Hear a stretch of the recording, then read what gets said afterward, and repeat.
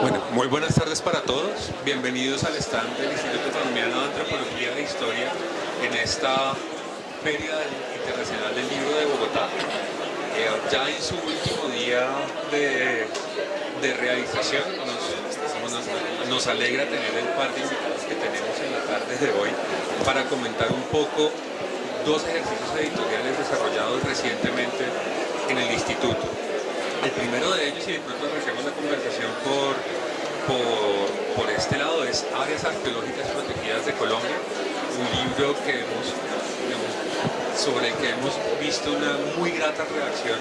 de parte de los asistentes a la feria. Este texto, debe decirse, se produce en el marco de un convenio de cooperación entre el Instituto Colombiano de Antropología e Historia y la Agencia Nacional de Hidrocarburos. Un poco vemos en este libro un reflejo muy interesante que es sobre lo que convocaría en primer lugar a hablar a nuestro director, al profesor Ernesto Montenegro, respecto de la presencia nacional que tiene el Instituto Colombiano de Antropología e Historia y la importancia que tiene para múltiples aspectos de desarrollo o múltiples alternativas de desarrollo regional alrededor de cada una de estas áreas. Entonces, profesor, cuéntenos un poco usted cómo ve esta obra recientemente editada por el sello, el fortalecimiento que obtenemos como sello editorial y como instituto al entregar este texto al país, y un poco cómo se ve desde la dirección del instituto el potencial que tiene el decir que un fragmento del territorio está protegido por temas arqueológicos. Bueno, muy bien. Muchas gracias por hacernos parte de este evento. Muchas gracias a todos los que nos escuchan. Vale la pena señalar que el patrimonio arqueológico en Colombia hoy en día tiene un reconocimiento especial, hace parte del conjunto de bienes de interés cultural de la nación colombiana, y hay una medida, un instrumento de protección del patrimonio arqueológico nacional muy importante. Yo diría, quizás, el instrumento más importante que tiene el ICANN para la protección del patrimonio arqueológico. Quizás el más importante, no es el único, que es determinar en segmentos del territorio nacional unas áreas que se organicen y se ordenen para la protección del patrimonio arqueológico. Es decir, el ICANN tiene la capacidad, a través de la figura de área arqueológica protegida, de definir segmentos del territorio, ordenarlos y hacer que las actividades y distintos eventos que se produzcan sobre ese sitio correspondan a un plan de manejo arqueológico. Eso quizás es la potencia más importante, pues, de este instrumento. Por otra parte, la discusión sobre el área arqueológica protegida, más allá del ordenamiento territorial, que no es poca cosa, quiero insistir en el hecho de que procesos que normalmente alteran de manera irremediable los paisajes colombianos, los procesos de minería, los procesos de hidrocarburos, que no necesariamente son, que no son reversibles, en cambio en el ámbito del arqueológico sí llegan a causar impactos muy importantes. No son los únicos que causan estos impactos, y por eso el área arqueológica protegida es un instrumento de manejo mayor para la organización del territorio. Por otra parte, lo arqueológico que está allí contenido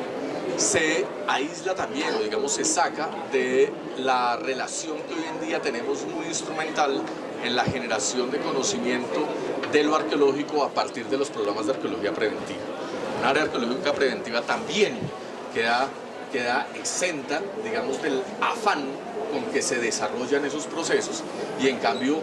le garantizan que el patrimonio pueda ser estudiado de una manera sistemática, científica, y no con los afanes de la producción, sino respondiendo a las medidas de la investigación, a las expectativas de la investigación. Decimos área arqueológica protegida como un espacio de protección del patrimonio arqueológico, pero que es una verdadera biblioteca, un verdadero centro de investigación para todas las iniciativas que se puedan desarrollar en el campo de las ciencias arqueológicas. O sea, hablamos hoy de programas de investigación de mediano y largo aliento en cada una de estas, ¿verdad? Sí, el plan de manejo, la constitución de planes de manejo por una parte definen, y quiero insistir en el hecho de que hay unas actividades permitidas y unas restringidas en la sociedad en general. Pero el área arqueológica protegida en el fondo académico tiene como interés poder desarrollar investigación y poder hacer una divulgación adecuada con respecto a la riqueza arqueológica que está en cada uno de esos espacios. Porque también tengo entendido, y sería chévere que veamos eso con un poco más de calma, profe. El Instituto Colombiano de Antropología e Historia, si bien tiene la responsabilidad de la declaratoria, hace múltiples alianzas con academias nacionales también para el desarrollo de estos planes de manejo. Sí, efectivamente, la autoridad en términos de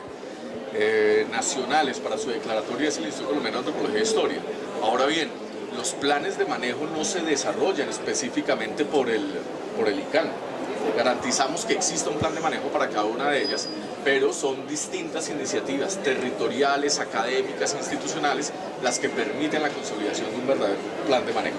Tenemos entonces áreas como la recientemente declarada área de la Lindosa, en donde hay un verdadero compromiso de la gobernación y del ente territorial en su protección. Es necesario, digamos, acudir a las distintas instancias institucionales para que la gravísima situación que estamos viviendo en el Chiribiquete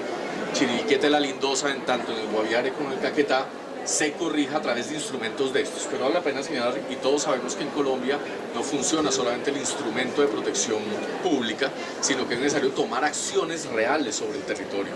En ese sentido, este es un instrumento que se suma a otros, pero allí hay un compromiso de los entes territoriales y necesitamos que los compromisos de todas las instituciones acompañen esas declaratorias para que los procesos de deforestación, para que los gravísimos problemas de apropiación ilegal de tierras puedan estar, digamos, al alcance de las instituciones públicas y de la sociedad. Pero además existen espacios como el Cerro del Borrador, que está a cargo de la Universidad de Antioquia, que efectivamente ha hecho un trabajo extraordinario a lo largo de estos años, desde que existe la declaratoria. En realidad lo que ha hecho el ICANN en los últimos años es reconocer un área que ya era protegida, que la Universidad de Antioquia la ha manejado de una manera incontestable, o sea, muy adecuada. De la misma manera, sitios como el Pozo Donato o el Infiernito o el Templo del Sol en Sogamoso, que están bajo la tutela de la Universidad Pedagógica y Tecnológica de Colombia, en Tunja, pues han sido mantenidos con el esfuerzo de esa institución, de la OPTC, que han garantizado su funcionamiento y que hoy en día desarrollan un plan de manejo que bien que aprobado por el ICANN, en cambio fue propuesto íntegramente por la OPTC. Entonces sí, efectivamente no es solamente el ICANN el que desarrolla las responsabilidades, asume la responsabilidad que tiene en términos de institución pública, pero el desarrollo de los planes de manejo es compartido, digamos, participativo, tanto con los entes territoriales como entidades académicas y de investigación. Vamos, un poco, una última pregunta y luego vamos con el profesor Fernando y nos metemos dentro del libro, en un auténtico ejercicio entonces de arqueología pública. Todo este esfuerzo, digo, en las alianzas interinstitucionales, las alianzas con entes territoriales, con universidades, vinculándolas todas a un programa de investigación. Sí, efectivamente, quizás pues uno de los sitios en donde podemos ver eso con gran claridad es el proceso largo,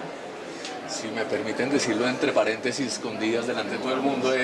y muy tedioso de todos modos, de la declaratoria de Usme, de lo que se llama Hacienda del Carmen, hoy llamamos Necrópolis de Usme, en donde la cantidad de evidencias arqueológicas nos muestran la riqueza que hay en un sitio específico del Distrito Capital, en la localidad de Usme,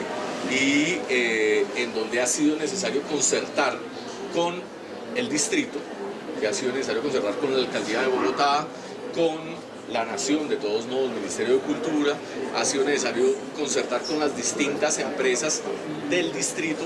que tienen una gran complejidad, para poder llevarlos todos a que reconozcan sus obligaciones con respecto al patrimonio cultural y en este caso al patrimonio arqueológico.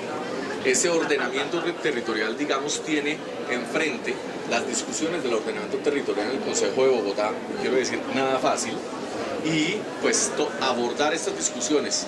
consejo, distrito, empresas públicas del distrito, es un ejercicio que ha sido posible gracias a que el ICANN ha insistido en el rol público y en los compromisos que tenemos, los roles ciudadanos con el patrimonio arqueológico. Eso ha sido posible y poder vincularlos de distintas maneras a los planes de manejo que se generan. Hoy en día tenemos frente a la Hacienda del Carmen, pues tenemos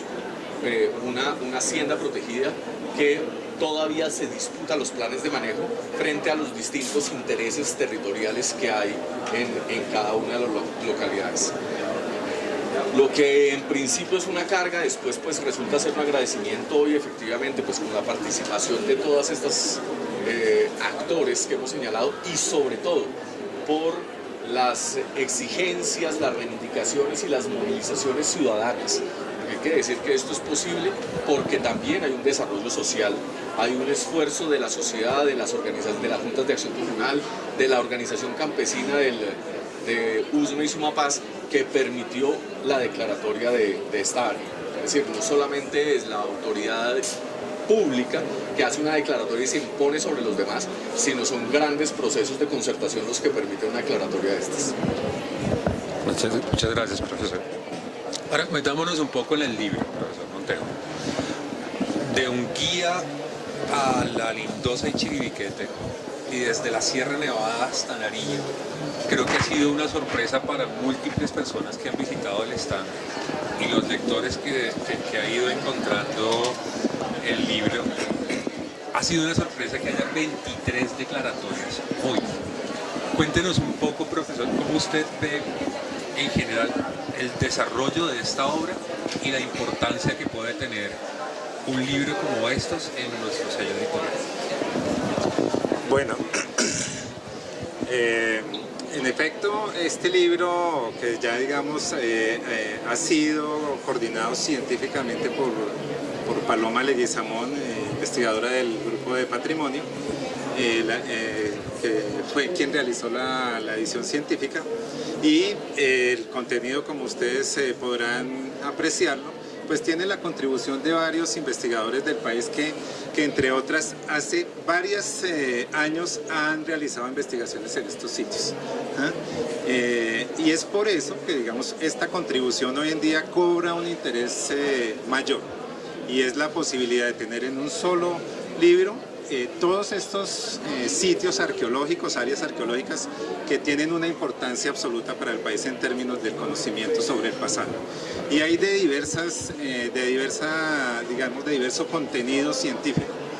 Tenemos sitios de las ocupaciones más tempranas, como el sitio de Tequendama y el Abra, que fueron investigados por Gonzalo Correal y Tomás van der Hamen. Y hasta sitios, digamos, mucho más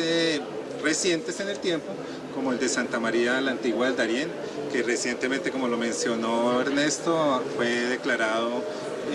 área arqueológica protegida y sitio y parque arqueológico, como dos figuras importantes para el manejo y la gestión del patrimonio arqueológico. Entonces, considero que en efecto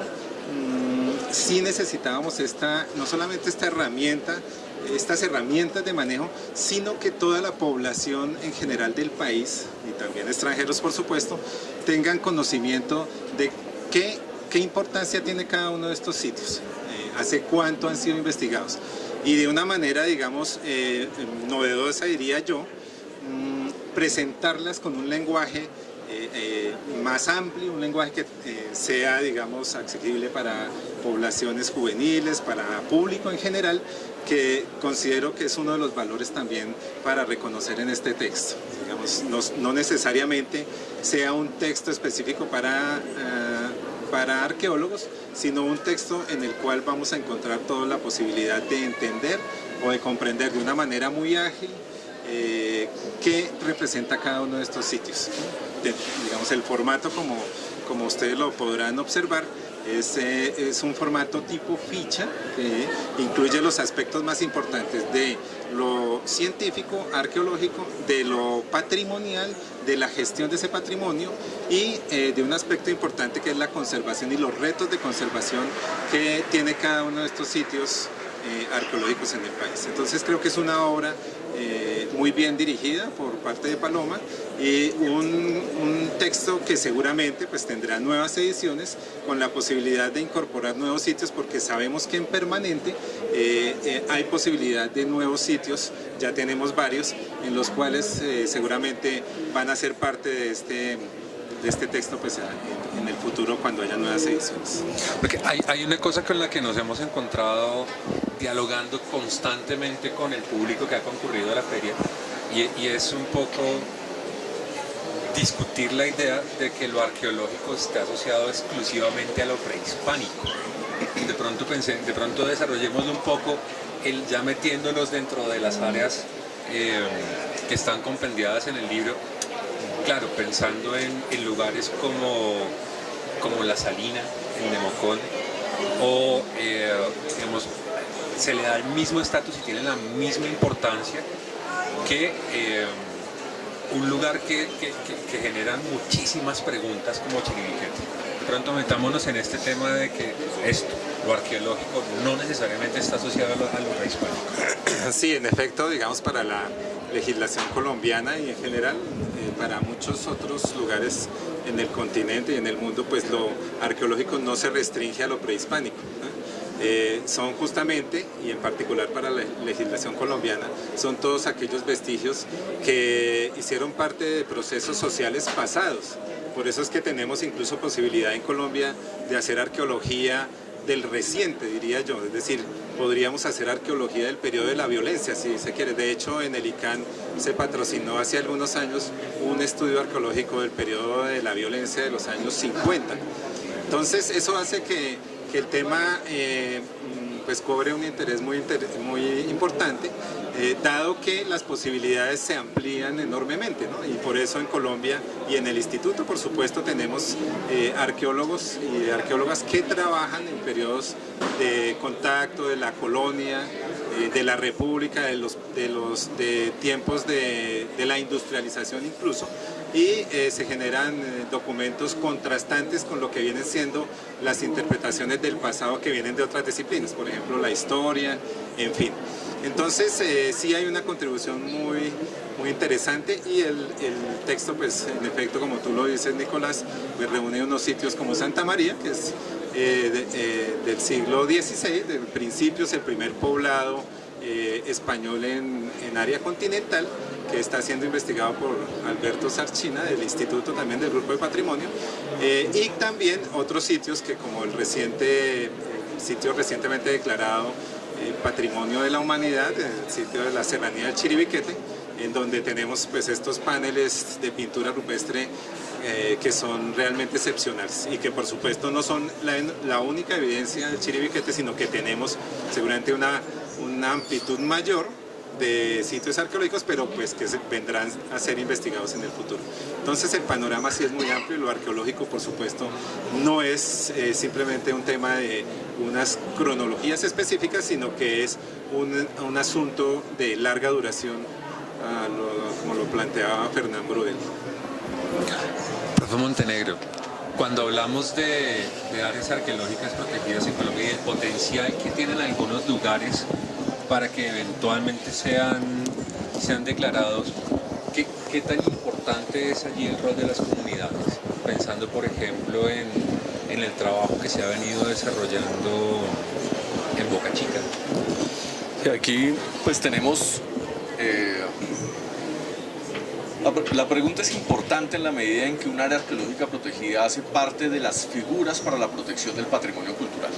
Vale la pena señalar que el patrimonio cultural existe porque existen unas razones objetivas que permiten entenderlo como tal, y existen unas razones sociales también objetivas que nos llevan a que juegue un rol importante en el relacionamiento social. Es decir, no tendría ninguna razón de ser el patrimonio si no existen unos procesos de cohesión social que nos lleven a que eso deba ser protegido. No es, como ya lo señalaba Fernando hace un momento, solamente el valor intrínseco de los sitios, lo cual debe ser incontestable en cualquier caso, no es una invención, pero de todos modos está acompañado del reconocimiento científico y académico de cada uno de estos territorios, como de los procesos sociales que nos llevan a que deban ser protegidos y a que jueguen un rol dentro de la construcción de la sociedad colombiana. La arqueología no tiene un alcance solamente en el ámbito de los objetos que dan cuenta del pasado, sino que su responsabilidad está en el hecho de que una vez contados los elementos del pasado, garantizan la cohesión o permiten la cohesión de las sociedades contemporáneas. Allí tenemos el reto del patrimonio. En ese sentido, las declaratorias de áreas arqueológicas protegidas y la aplicación de distintos instrumentos de protección patrimonial tienen que ver con el trabajo social con comunidades contemporáneas. Hoy en día estamos trabajando, por ejemplo, en un área que aún no es área arqueológica protegida, pero en cambio que tiene un plan de manejo y protección para las murallas de Cartagena, que funciona a la medida en que hay comunidades como la de Boca Chica, integrados a la apropiación de esos espacios coloniales, de esas construcciones, fortificaciones, que dan cuenta entonces no solamente del pasado, sino que las comunidades negras asentadas en Boca Chica, Barú, Cartagena, dan a través de esos objetos, de esos bienes patrimoniales, dan cuenta de su presencia contemporánea y de la necesidad de reconocer la historia como parte fundamental de su existencia hoy en día. Eso resulta importante y por eso el trabajo con esas comunidades es garante de que la gestión patrimonial se pueda desarrollar armónicamente y con una razón. También pasa en Sierra Nevada de Santa Marta, en donde estamos hablando que sitios como Teyuna o Pueblito funcionan y tienen su plan de manejo alrededor de las concepciones contemporáneas y de la manera como la gente, comunidades indígenas, comunidades campesinas, habitantes del lugar, entienden esos espacios como propios de su historia, de su tradición, y que en la medida en que se concerten socialmente los planes de manejo, vamos a garantizar que el patrimonio arqueológico tenga un tratamiento adecuado. Es por eso que además a las áreas arqueológicas protegidas, el ICANN desarrolla verdaderas políticas de gestión intercultural del patrimonio. En un espacio como Colombia, en donde reconocemos que es multiétnico y pluricultural, no podríamos entender que la gestión del patrimonio cultural tenga una sola perspectiva cultural. Tiene distintas aproximaciones y entender que el patrimonio juega en la medida en que nos reconozcamos, en que nos cohesionemos, allí es en donde tiene sentido, y por eso una declaratoria, una figura del ordenamiento territorial tiene que ver tiene su garantía, su funcionamiento y su aceptación en la sociedad si discutimos el conjunto de actividades para la gestión del patrimonio. O sea, debemos superar el objeto físico para entender el objeto simbólico, el objeto social, que es el que construye cohesión. O sea, la historia que nos cuentan cada uno de esos lugares. Absolutamente. La manera en la que nos narramos de pronto en algunas ocasiones a partir de él. Absolutamente. De pronto me gustaría escucharle, profesor Montejo, ya metiéndonos todavía más en el libro. Digamos, uno de esos lugares que ha resultado, o una de esas zonas que ha resultado, diría yo, dos, que han resultado como más llamativas para la gente. Más allá o más acá de que, claro, cuando pensamos de arqueología en el país, San Agustín es un referente, Teyún es un referente, Tierra Adentro es un referente, pero hay otros lugares que nos han dicho, venga, ¿y esto qué es? Y digamos, me refiero puntualmente en el sur del país a Pupiales y Berruecos. De pronto hablemos un poco sobre esas declaratorias, el momento en el que ocurren, la discusión que puede haber hoy respecto de esas declaratorias y contemos un poco de la historia de esos lugares, de los investigadores que estuvieron allí por primera vez, de los procesos que también experimentaron esos lugares que no tienen declaraciones tan recientes, pero no por ello menos importantes. Bueno, el sur del país, así como todo el país, pues tiene una historia de larga duración. Y en esta zona andina en particular, pues resulta muy interesante dado, digamos, la frontera que existe, que digamos en tiempos prehispánicos pues, no existía, por supuesto, entre Ecuador y Colombia, y por eso tenemos tantas similitudes, digamos, con esos procesos sociales que se dieron en ese lugar. Y estos lugares, esta zona andina, pues tuvo ocupaciones, por supuesto, tempranas, después, es decir, de las más antiguas del país y posteriormente ocupaciones ya de grupos sedentarios, que ya por supuesto adoptaron actividades agrícolas, usaron cerámica, digamos, y instrumentos en roca como elementos materiales fundamentales dentro de su vida cotidiana. Y justamente, digamos, son estos referentes más los que tiene el arte rupestre en ese sitio, los que hacen que en algún momento, hace ya varias décadas, se declare. Y la particularidad de esta declaratoria de ese entonces es que se declara todo el municipio. Entonces, eso resulta hoy en día problemático, dado que pues en el territorio sabemos que las declaratorias pues restringen el uso del suelo en algunas ocasiones de una determinada manera, y entonces por supuesto había la necesidad de poner y actualizar ese plan de manejo de esa zona. De hecho, ni siquiera existía plan de manejo, sino que estaba la declaratoria y ya muchas preguntas de otras instituciones, incluso los encargados de la parte agrícola en el país, nos preguntaban, bueno, ¿qué hacemos con la parte agrícola? ¿La restringimos o no? Nos preguntaban varias veces y nosotros decíamos, pues por supuesto, esta agricultura tradicional debe continuar en esa zona, no podríamos impedirla, pero entonces ahí se vio la necesidad y el instituto, a través de unos investigadores arqueólogos, pues se dan a la tarea de realizar la actualización de ese plan de manejo el año pasado, y pues como resultante tenemos ya unas medidas de manejo claras, y una ruta de cómo manejar, digamos, los hallazgos fortuitos, que eso es un asunto que a todos los municipios por supuesto les resulta complejo, cómo manejar un hallazgo fortuito y qué sitios. Ahí se acotaron mucho los sitios, ya no es todo el perímetro del municipio, se acotaron los sitios, y en lo fundamental ese se declaró debido a la importancia que tienen los petroglifos en el sitio, y por supuesto pues esos petroglifos hoy en día ya quedaron dentro del área declarada. Como ese sitio hay muchos otros, o como esas áreas más bien, hay muchas otras áreas en el país. El instituto cuenta con un atlas arqueológico en este momento que nos dice hasta dónde conocemos los sitios arqueológicos, hasta dónde hemos identificado los sitios arqueológicos en Colombia, pero habrá muchos otros que todavía, digamos, falta por investigar. Otros aparecerán seguramente en el futuro como áreas arqueológicas protegidas, se declararán. Lo que quiero decir con esto es que todo el país tiene posibilidades o potencial de hallazgos arqueológicos, ¿sí?, de todo tipo. En una historia de más de 12.000 años, pues por supuesto que en esa historia larga, pues todo el país estuvo, digamos, en algún momento con algún nivel de presencia humana. Los arqueólogos pues estamos, digamos, en esas actividades de reconstruir esos procesos sociales a través de esas materialidades. Entonces, Pupiales y Berruecos,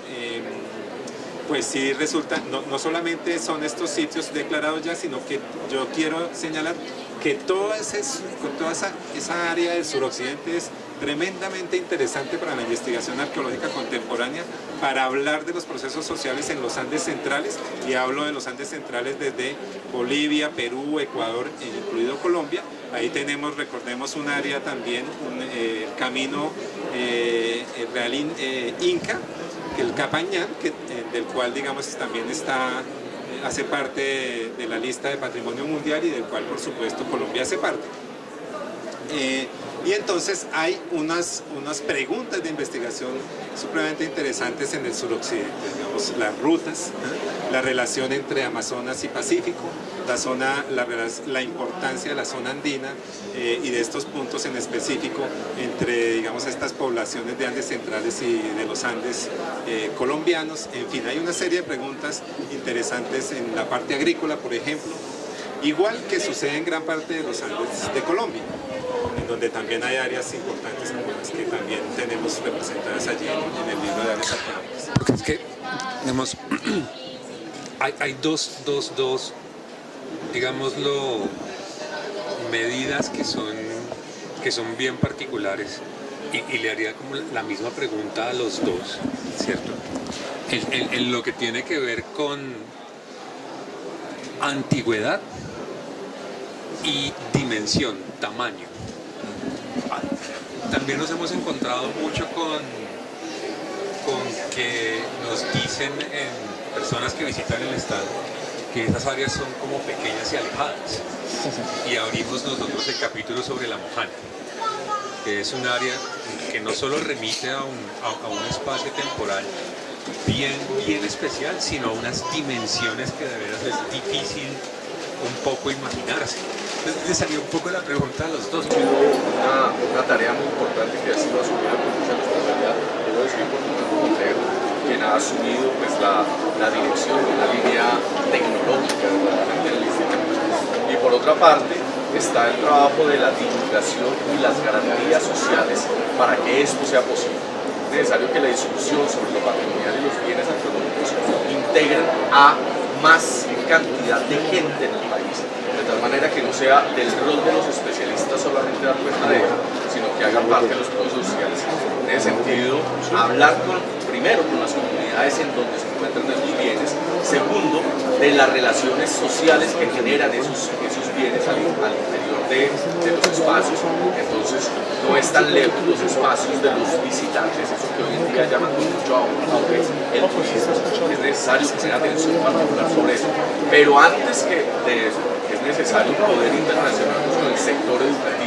para que la gente que se forma localmente y nacionalmente tenga conciencia de esos sitios. Eso es un trabajo de gran importancia, poder vincular en nuestros procesos de divulgación por una parte los trabajos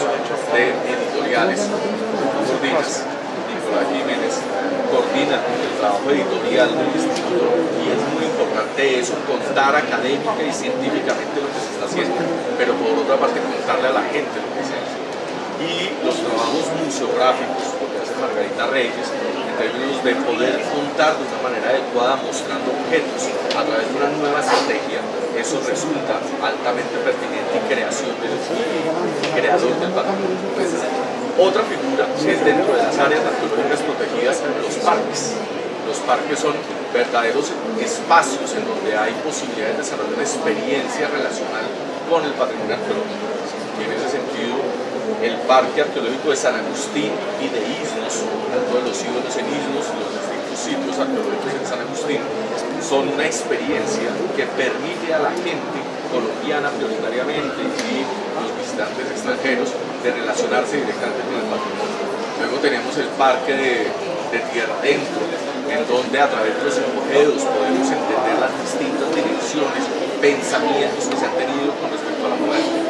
El Parque de Teyuna, después de una experiencia de 3 días caminando, entender que después de 3 días caminando en esas distintas alteraciones de la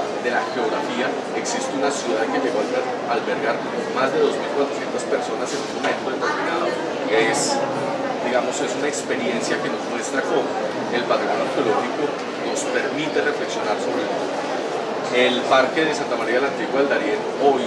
nos hace entender que en un sitio tan difícil como es el Darién, pues se pueden producir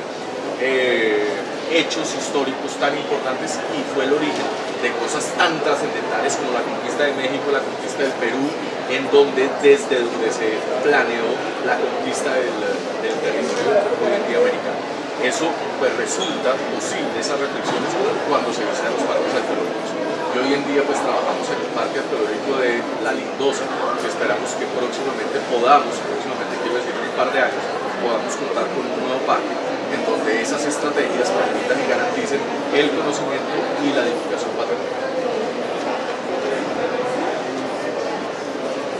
Bueno, para complementar lo que dice Ernesto, con cual estoy completamente de acuerdo, en efecto el instituto viene fortaleciendo su área de tecnologías y ya desde el año pasado y se han realizado incluso desde hace 3 años una serie de seminarios en alianza con la Universidad Externada de Colombia como parte del fortalecimiento institucional que realizamos en alianza con la Agencia Nacional de Hidrocarburos, el fortalecimiento de tecnologías. Y por eso ahora ya hemos aplicado tecnologías de láser escáner, de georradares, sensores remotos, en fin, varias tecnologías para la documentación más efectiva, más precisa de los sitios de patrimonio arqueológico. Recientemente fuimos a Ciudad Perdida este año y se realizó un trabajo muy interesante con la Universidad de Colorado. Ahora estamos recién hace 2 semanas semanas, regresando de un trabajo con la Universidad de Quebec, quienes llegaron acá, el vicepresidente de ICO, incluso realizamos un trabajo nuevamente de láser escáner de fotogrametría de estación total, es decir, buscando una documentación precisa de los hipogeos, y logramos entonces realizar estos trabajos en 3 hipogeos, además de la fuente de lavapatas en San Agustín. Todo esto tiene, digamos, fundamento, no solamente en todas esas preguntas que nos hacemos desde el arqueólogo, sino en los procesos de conservación y restauración y la toma de decisiones para la perdurabilidad de estos sitios de patrimonio. Entonces, creo que esto es una parte importante que se ha venido desarrollando desde el instituto, pero por supuesto están todas las obras de la sociedad